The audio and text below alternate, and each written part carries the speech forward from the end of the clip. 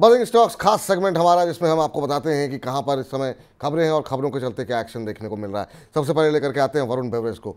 आज शानदार रैली देखने को मिल रही है शेयर में। और खबर यहां पर यह है वरुण बेवरेज में कि दक्षिण अफ्रीका की कंपनी जो है वो 100% हिस्सा खरीदने की योजना बना रही है और इसका नाम जो है वो है बेवरेज कंपनी प्रॉपर्टरी के नाम से ये कंपनी है, जिसको कि 1320 करोड़ रुपए में कंपनी खरीदने की। और आपको बता दें कि ये पूरी खरीद की प्रक्रिया जो है वो 31 जुलाई 2024 तक पूरी कर ली जाएगी। और इसी के चलते आज हम देख रहे हैं वरुण बेवरेज में जो है अच्छी खासी तेज़ी है। शेयर अपने 52 हफ्तों के उच्चतम स्तर पर पहुंचता हुआ। और आज हम शुरुआती सत्र में हम देख रहे थे कि शेयर में करीब 10% से ज़्यादा की तेज़ी देखने को मिल रही थी। अभी भी हम देखें तो मजबूती जो है यहाँ पर बनी हुई है। करीब 9.5% ऊपर वरुण बेवरेज का शेयर जो है ट्रेड करता हुआ। सर 52 वीक हाई पर है सर। एक महीने के अंदर 22-23% चला है, 6 महीने में 57% का रिटर्न। अभी और कितना अपसाइड देख रहे हैं? क्या फ्रेश एंट्री ली जा सकती है इसमें? बिल्कुल जी, फ्रेश एंट्री की सलाह नहीं है, क्योंकि स्टॉक अगर आप देखें 1100 से 1350 3 दिन के तो छोटे दायरे में ही, ये छोटे दिन में ही ये स्टॉक आ चुका है। तो नीचे में मुझे लग रहा है वापस ये गैप फिल करने के लिए 1150 से 1100 के आसपास आना चाहिए।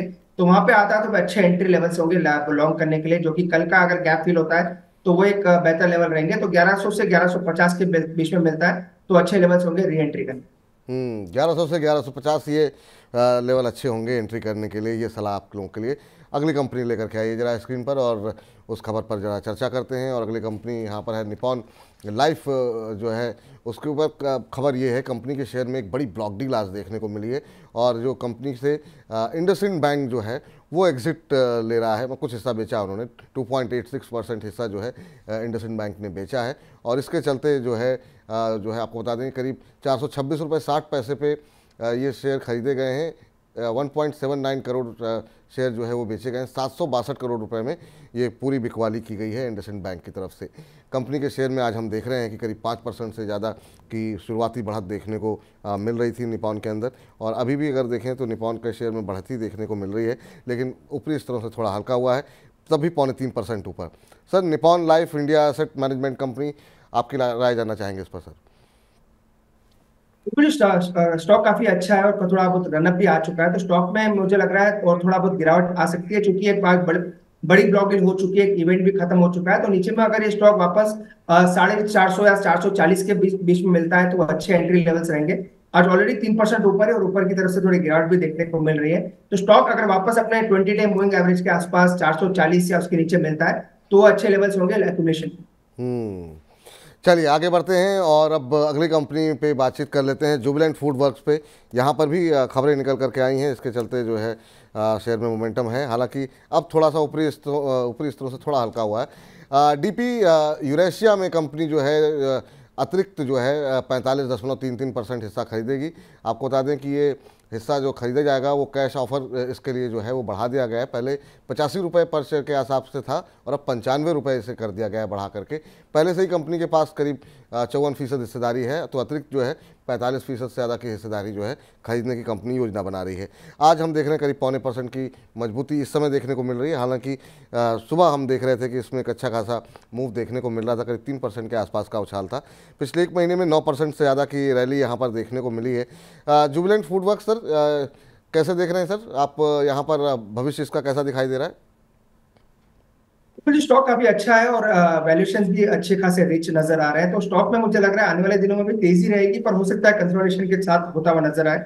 और फ्रेश खरीदारी की राय नहीं है, पर अगर किसी ने लिए रखा है तो स्टॉप लॉस काफी नजदीक है। 550 या 548 के नीचे अपना स्टॉप लॉस मेंटेन करें। अगर यहाँ से स्टॉक ऊपर जाता है तो 6 दिन तक ये स्टॉक जा सकता है। चलिए इस बीच जो है अब इन्फोसिस का जिक्र करते हैं। जी हाँ, हालांकि हम कोशिश करते हैं दिग्गज कंपनियों को जो है बजिंग स्टॉक में शामिल ना करें, लेकिन कई बार शामिल करना पड़ता है, क्योंकि अब इसको आप इग्नोर कैसे कर सकते हैं कि टेक्निकल चार्ट्स पर शेयर के अंदर अब काफ़ी अच्छा ब्रेकआउट निकल करके आता हुआ दिखाई दे रहा है। डबल बॉटम बनाने के बाद शेयर में अच्छे वॉल्यूम के साथ आज मजबूती देखने को मिल रही है और पूरे आईटी क्षेत्र में मजबूती देखने को मिल रही है। तमाम टेक्निकल एनालिस्ट को मैं पढ़ रहा था तो उसमें ज़्यादातर लोगों ने 1650 1700 तक के टारगेट यहाँ पर आते हुए दे रहे हैं लोग। सर आप कैसे देख रहे हैं इन्फोसिस को? क्या जो वर्स्ट था वो पूरा हो गया आईटी कंपनीज के लिए? और आपने भी कहा था दिसंबर में जो है आईटी कंपनीज में अच्छी मजबूती देखने को, तब एक्यूमुलेशन का टाइम होगा। तो क्या ये सही समय है आईटी कंपनीज में खरीदारी करने का, खासतौर से इन्फोसिस? बिल्कुल जी, एकदम आपने सही कहा। दिसंबर जनवरी, पहले भी मैंने ये रिपीट किया, दिसंबर जनवरी जो महीने रहेंगे आईटी स्टॉक्स के एक्यूमुलेशन के महीने हैं। और नो डाउट स्टॉक में मोमेंटम ऑलरेडी काफी ज्यादा आ चुका था, जो कि एक्सपेक्टेड नहीं था। मुझे लग रहा था कि मार्केट में धीरे धीरे ये स्टॉक ऊपर जाएगा, पर बड़ा मोमेंटम ऑलरेडी स्टॉक में देखने को मिला। जब से फेड ने रेट कट करने के अनाउंसमेंट यूएस में करते हुए नजर आए, तो दिसंबर और जनवरी, अगेन मैं वही रिपीट करता हूँ विपुल जी, ये 2 महीने में अगर कभी भी करेक्शन आता है या करंट लेवल के भी आसपास स्टॉक मिलते हैं, तो धीरे धीरे एक्यूमुलेट करें। ये 2 महीने अच्छे एक्यूमुलेशन के जोन रहेंगे। नेक्स्ट ईयर मुझे लग रहा है आईटी स्टॉक्स में बड़ा रिटर्न आपको एज ए इन्वेस्टर देखने को मिल सकता है। चलिए, इस बीच जो है अगले शेयर पे बातचीत कर लेते हैं, और इस पर सवाल काफ़ी ज़्यादा आ रहे हैं। आज भी काफ़ी सारे सवाल आए थे, और वो है हाल ही की लिस्टिंग इरिडा। जी हाँ, इरिडा में काफ़ी अच्छा मूव देखने को मिला, बहुत अच्छे रिटर्न आते हुए दिखाई दिए। अब यहाँ पर खबर भी है कि कंपनी अनसिक्योर्ड बॉन्ड्स के जरिए 500 करोड़ रुपए जुटाने की कंपनी ने मंजूरी दी है। इसके अलावा ग्रीन शू ऑप्शन के जरिए कंपनी करीब 1500 करोड़ रुपए जुटाएगी, और इस पूरे FY24 के अंदर कंपनी की करीब 24,000 या 26,000 करोड़ रुपए जुटाने की कंपनी की योजना है। और ये सब उसी का हिस्सा है, ये ग्रीन शू ऑप्शन और तमाम चीज़ें। 26,000 करोड़ रुपए जुटाने की कंपनी की योजना है। तो आज हम देख रहे हैं कि हालांकि इरिडा के शेयर में जो है दबाव देखने को मिल रहा है। करीब 2% के आसपास की गिरावट शुरुआती कारोबारी सत्र में देखने को मिल रही थी। सर, इरिडा पे आपकी राय जानना चाहेंगे। क्या शानदार रैली देखने को मिली, अब जरूर थोड़ा सा कंसोलिडेशन देखने को मिल रहा है, आज तो 4-5% टूटा हुआ है। क्या अगर एंट्री करनी हो तो ये लेवल सही लग रहे हैं आपको, कि आपको लगता है कि 100 के नीचे खरीदना चाहिए? 30-32 रुपये का IPO प्राइस था, वो अब 120 रुपये तक लोगों ने खरीदा इसको।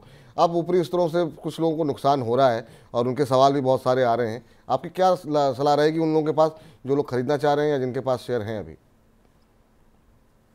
बिल्कुल जी, ओवरऑल मुझे लग रहा है कंसोलिडेशन स्टॉक में रहेगा। नीचे में 95 से 90 के आसपास इसका अभी इमीडिएट बाइंग जोन रह सकता है। वहां पे ये स्टॉक मुझे लग रहा है अच्छे लेवल्स के आसपास नजर आ सकता है। तो 95 से 100 के आसपास इसका स्ट्रॉन्ग सपोर्ट जोन है, जो भी डेटा टेक्निकली अवेलेबल है, क्योंकि स्टॉक ऑलरेडी चल चुका है और एक बड़ा मोमेंटम के बाद स्टॉक कंसोलिडेट कर रहा है। तो नीचे में 95 से 100 तक मुझे लग रहा है एक बार ये रिट्रेस होगा, तो वहां पे आता है तो फ्रेश बाई कर सकते हैं। ऊपर में रेजिस्टेंस वैसे तो ज्यादा डेटा नहीं है, पर 120 के आसपास जो रिसेंट हाई है वही उसके सप्लाई जोन रहेंगे।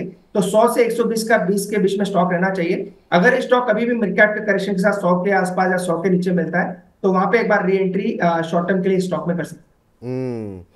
तो ये राय फिलहाल निकल करके आती हुई। अब लेकर के आइए जरा ऑयल इंडिया। जी हाँ, ऑयल इंडिया में क्या शानदार मूव। अभी हमारे दर्शक का एक प्रश्न भी आया था और हमने तब भी उसको डिस्कस किया था। खबर आपको बता देते हैं कि सरकार ने क्रूड उत्पादन पर जो है विंडफॉल टैक्स को घटाया है, और उसके चलते, और साथ ही साथ जो कच्चे तेल में थोड़ी सी मजबूती देखने को मिली है, वो भी जो है कहीं ना कहीं ऐड कर रही है आज की रैली को। विंडफॉल टैक्स 5,000 रुपये से घटा करके 1,300 रुपये प्रति टन कर दिया गया है। अंतर्राष्ट्रीय बाजार में कच्चे के तेल की कीमतों में जो बढ़ोतरी देखने को मिली है, उसका भी फायदा कंपनी को मिलता हुआ दिखाई दे रहा है, और कंपनी के शेयर में 15% से ज़्यादा का शुरुआती उछाल देखने को मिल रहा था। अभी भी ऑल इंडिया में एक शानदार मूव बना हुआ है, और अभी अगर हम देखें तो शेयर पे करीब 10% के आसपास की तेज़ी देखने को मिल रही है ऑल इंडिया में। सर, एक बार फिर से आपकी जो, क्योंकि इस सेगमेंट को हम अलग से भी ऑन एयर करते हैं, तो हम जानना चाहेंगे कि ऑल इंडिया पे आपकी राय अगर आप दोबारा दोहरा सकें तो।